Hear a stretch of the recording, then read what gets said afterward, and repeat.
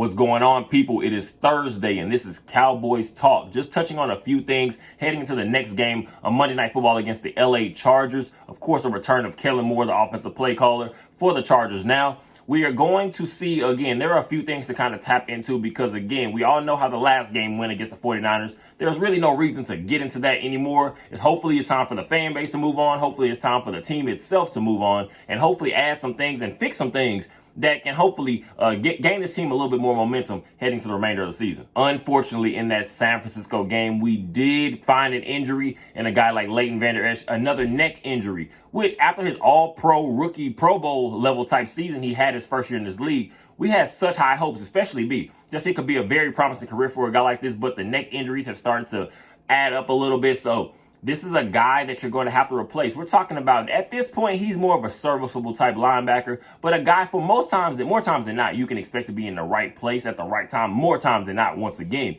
So 30 combined tackles. Now you're going to have to rely on a guy like Damone Clark, especially to ramp it up even a little bit more. Unfortunately, we did, again, let a guy like Devin Harper, so this linebacker group has gotten a little bit thin. The Dallas Cowboys are in talks with a guy like Rashaan Evans, former first-round pick of the Tennessee Titans, I believe, in the 2018 draft. Last season with the Atlanta Falcons, I believe he had 150-plus combined tackles. So this is a guy that obviously he can play in this league. And my thing is, I'll say, don't be expecting anything special. I don't believe it's official or anything yet, but very strong talk. So hopefully that should be getting done soon. I think it was pending a physical, I believe. So if we're able to get a guy like Rashaan Evans just to add to this room, and even if we're able to get a Leighton Vander Esch back in the coming weeks, you'll still be able to have a guy like that to add some depth and add a guy that figures out this scheme, because Dan Quinn just needs players. Last thing we want to have to go into every single game is trying to figure out and mix and match where exactly you could play some guys. What personally I would like to see a little bit more of is maybe a Micah Parsons being able to be switched around a little bit, get back to kind of that first year in the league where we saw him play a little bit more versatile type position. He play a little in at certain points, but more so a linebacker. Because what that's going to do is let Micah Parsons be able to just be that athlete and attack from different angles of the defense. Because again, it's kind of been, we do know the work he's put in throughout the offseason, pretty much trying to get his body stronger, be able to take on that physical contact that DNs do have to take in this league. But the wear and tear is still going to add up at some point. So if you can free Micah Parsons up, let a guy like a Sam Williams get a little bit more run at the other DN position, opposite of DeMarcus Tank Lawrence, of course. And then I'm all for that because, again, we're just looking for as many pieces to move around. This defense has not looked very as good, as elite as we felt it could have been prior to the offseason. So prior to the regular season, excuse me. So hopefully we can get a guy like a Rashaan Evans in here. He can be able to be one of those stopgap type guys, but be able to also, again, let's be clear.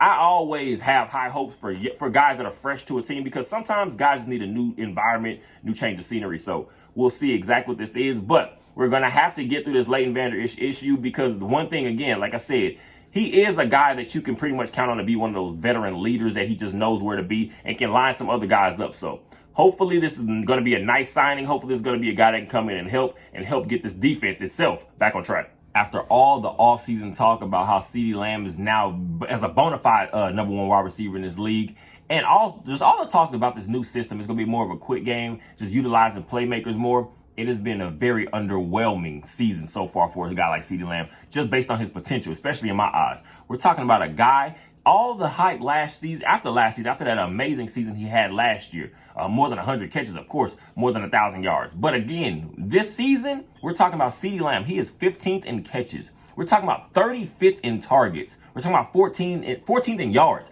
One touchdown on the season so far. This is a very, very confusing type situation.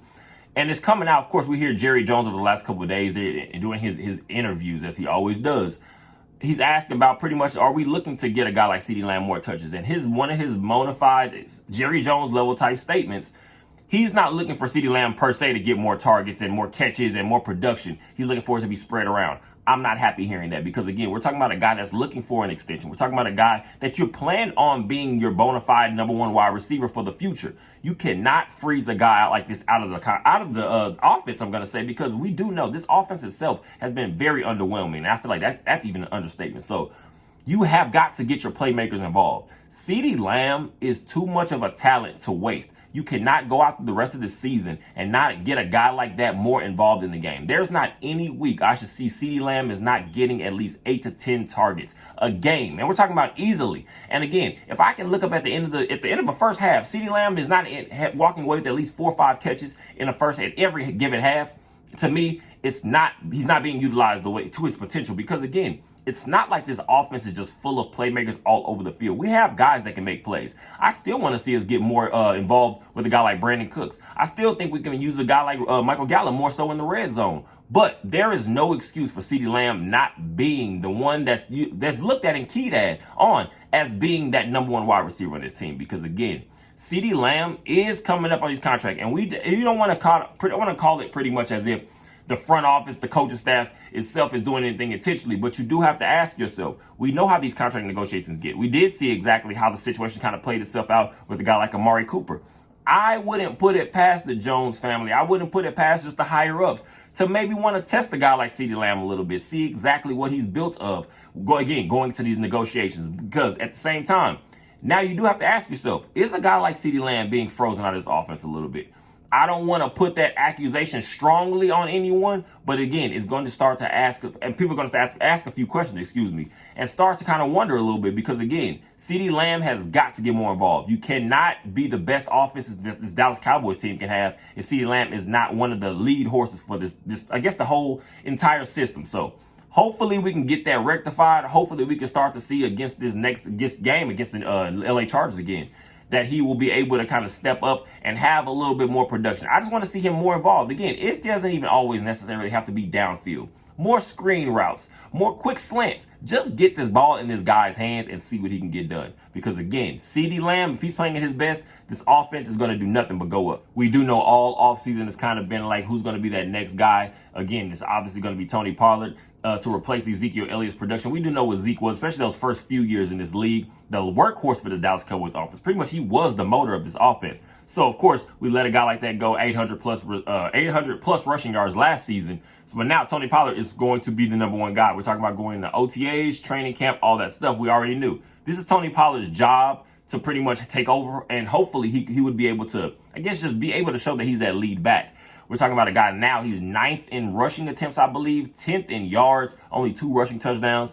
What is your grade for Tony Pollard going to this going into week 6, I believe? What is your view of a guy like Tony Pollard going into week 6 against the LA Chargers? What is the grade you give a guy like that? Me personally, of course, we already can go back to the 49ers game. I don't want to tap into it too much, like I said. But again, the unfortunate fumble, we're talking about a freak, I guess you want to say a play, just because a guy like Fred Warner comes in, knocks the ball out from behind. The 49ers grab it, are able to retain possession. And what does that do? They continue to add momentum. And that kind of I don't want to say it put it on that solely, but it helped start to open the floodgates a little bit. Tony Pollard, to me, I'll give him a solid B up to this point of the season. I don't feel like he's been terrible, but I don't feel like he's been special or anything. So now, again, could this just be the simple fact? O-line has been all in disarray a little bit. There has not been a consistent O-line. The play hasn't been that well. Only guy I can really say has been a solid, complete linebacker, or I'm going to say lineman again, for this team especially. In the run game, Tyler Smith, we know what Zach Martin is, but Tyler Smith, he's been very, very good. But the O-line itself has not been great when it comes to run blocking. So it's hard to kind of gauge because, again, we do know this is a long season. It's a marathon, so you don't want to pile on too much. But Tony Pollard, I'm hoping to see a little bit more because this team has got to figure out something. I want to work in Tony Pollard a little bit more in the passing game as well because, again, we do know he's a guy we do know he's a guy that is able to take a simple dump off and take it right down the field with just that athletic ability that he does have. So hopefully Tony Pollard is able to get his feet a little bit more wet. This, again, like I said, it to me, it's kind of like a pile-on situation at this point. We can go through this entire offense, this Texco system, they keep calling it, and figure out who exactly is the weakest link. But to me personally, I feel like everyone can get better. Everyone can improve. There's not many guys that you can pretty much stamp up to this point and say that they've had a great start to the season. So I'm sure Tony Pollard is going to be very hard on himself throughout the remainder of the season, and hopefully we can get him rolling a little bit more.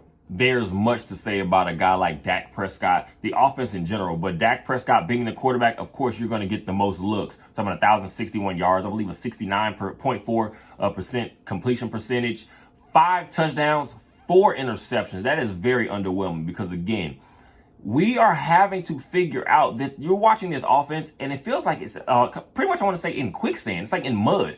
No one can get anything flowing. Even when we're having scoring drives, it doesn't feel as if anything is anything that can be consistent, anything that you can continue to do. Because, again, everything looks like it's just running slow right now. What I want to see going forward, and it has gotten to be changed immediately, not waiting until after the bye week. It has got to change this week. I want to see us open this offense up more. I've said it already in the last couple weeks, but I want to see this offense open up and let Dak Prescott just let it fly. We are now in the point of the season where you're now starting to see teams start to work themselves into their momentum again a little bit. We're now talking about the Philadelphia Eagles sitting at 5-0, the San Francisco 49ers sitting at 5-0, and now the Cowboys are sitting at 3-2. You're going to have to make up some ground. We still have some NFC East rival games. Of course, we do get to play the Eagles 2 times this season, still coming up on the schedule. So this team has got to let Dak Prescott open it up. Well, I've said many times over the years, Dak Prescott plays his best. I felt he has lots of limitations, more so in anticipation, more so especially when it comes to just being quick with the decision making. But what we've seen when Dak Prescott plays his best, we're more of an up-tempo team. We're playing more high wire, letting things fly. I want to see us speed it up a little bit, let Dak Prescott spread out the defense. I understand the ball control. What you're trying to do last season, especially, is limit the interceptions. You're trying to keep Dak Prescott, out of positions that he can make multiple mistakes. But what we're starting to see now, it makes our offense even more predictable because, again, Fred Warner has a video that come out this past week. He speaks about pretty much how they could just spot and identify exactly what the Cowboys like to do. Lots of quick routes, lots of quick slants, a lot of crossing routes. And once a defensive linebacker, especially like that, but a guy, of course, he has crazy ability. But we're talking about everybody else is watching film. We're acting like pretty much in the sense I've seen many times over the last week. Of course, you have the Dak Prescott haters, the Dak Prescott super apologists. Somewhere in the middle, we have got to find some ground and say, Dak Prescott has limitations. But what can you do to help his limitations? You have to put him in his best positions possible. And Dak Prescott, again, when he plays up-tempo, when he's able to play, again, just a little bit more, I guess you want to say instinctively, that's when he looks his best. We're talking about when you get into those 2-minute offense type situations. That's when I trust Dak Prescott the most. It's when we're having to slow it down and be methodical, and you need the right play every single time, the right pass, the right position every single time. That's when we start to find ourselves in a little bit of trouble when it comes to the quarterback position. So I want to see Mike McCarthy open it up. That clock is ticking. People are not really making excuses for a guy like Mike McCarthy, especially. I am one of the guys on the bus of Mike McCarthy has got to figure it out now, or it's time to look for the next head coach for the Dallas Cowboys. Because, again, we cannot continue to have seasons where it's always something, whether it's the play calling, whether it's just quarterback play, whether it's receivers, whether it's tight end, whatever it is. We have got to get it figured out. So, again, in my opinion, going into this Chargers game, we have got to begin the transition of just opening it up. Let Dak Prescott be the quarterback of this team because, at least for this season, he's going to be your best bet. Because, again, we do know Trey Lance a lot. Again, to me, it's a lot of imagination. We don't know what Trey Lance is at this point of his career. But he's going to be a guy that you're not going to see touch the field unless there is some type of injury, unless there's some type of just completely, this thing has to fall off the tracks completely. Cooper Rush is what Cooper Rush is. He's a backup quarterback. He's a serviceable guy. He's a guy that can lead a team that has a nice, solid set of supporting role players. But Cooper Rush is not going to lead you anywhere on his own. He's not. Let's be clear. So Dak Prescott is better than a guy like Cooper Rush. And at this point, he's better than Trey Lance. We have got to put Dak Prescott in his strongest suits and give him the strongest possibilities for him to be able to make plays. So Mike McCarthy, figure this out now because, again, everyone said, and I'm pretty sure the whole entire fan base feels the same way. That clock is definitely ticking. Last thing up to me is going to be one of the biggest, I guess, and we knew how serious the injury was going to be, and we knew the detriment that it could be to the team. But at the same time, I feel like a lot of us, especially as Cowboys fans, were more hopeful that a guy like Deron Bland could be able to step in, fill that role to the best of his ability, and we could still at least be, even if not maybe a top 2, top 3 defense, still be maybe top 5, top 10, something like that. But we've seen the loss of Trayvon Diggs is playing major dividends on this defense. There are so many issues that Trayvon Diggs, just losing him, have started to expose. And I'm going to say just especially Stephon Gilmore. He is not the same guy that he was in 2019. We're talking about a former defensive player of the year. That's a lockdown guy. But what it was to be believed, this was Trayvon Diggs going to be your number one. We know he's the ball hawk. We know he's the athletic playmaker. We know he's the one that the quarterbacks have to fear, because you make one throw in the wrong position, that ball is going the opposite way. Stephon Gilmore was looked at to be that secondary guy. And again, I want to say your 1B, just on the simple fact, if you have a guy like Trayvon Diggs on the other side, Stephon Gilmore is more of a technician type guy, but he's not the guy that you're trusting to cover these speedy guys, these more physical guys at this point of his career. He's getting a little long in the tooth. He's getting a little older. So we have got to figure out what exactly we do have, because DaRon Bland, we do know, again, we're talking about a guy with 3 interceptions on the season. He has he's very capable of making these same plays, but not to the same level as a Trayvon Diggs. And that's to be expected. Again, this is the first time DaRon Bland is really out there playing that opposite corner, that boundary corner. So he's used to playing more of that, predominantly that nickel corner. And now we have a guy like Jordan Lewis back. But what that doesn't, again, account for is the playmaking ability. And what, again, just having a guy like Trayvon Diggs does for your defense as a whole. Your pass rush is able to get there a little bit more, because sometimes a quarterback's not going to let it fly. You can tell quarterbacks, especially now, are a little bit more comfortable throwing to, even although he does have playmaking ability in DaRon Bland. Quarterbacks are still very capable and very, again, confident in just being able to throw at a guy like DaRon Bland on the boundaries. And now showing, if you're putting Stephon Gilmore in a position that he has to show super athleticism at this point of his career, is going to get us beat. And teams are taking advantage of that. We saw that in this last game against the 49ers. So this is going to be something that I don't feel like is going to be able to be fixed this season, because, again, you just can't account for losing a guy like Trayvon Diggs, especially so close to the regular season. And we're talking about, after week 1, week 2, you're losing a guy like that so early in the season. You are not able to recover from that, because, again, you can't account for that when you have that throughout the entire training camp process. So we have got to just work around it to the best of our abilities. Dan Quinn, again, I don't feel like anybody is doubting Dan Quinn up to this point, because there have been some unfortunate things that he's had to deal with early on in this season so far.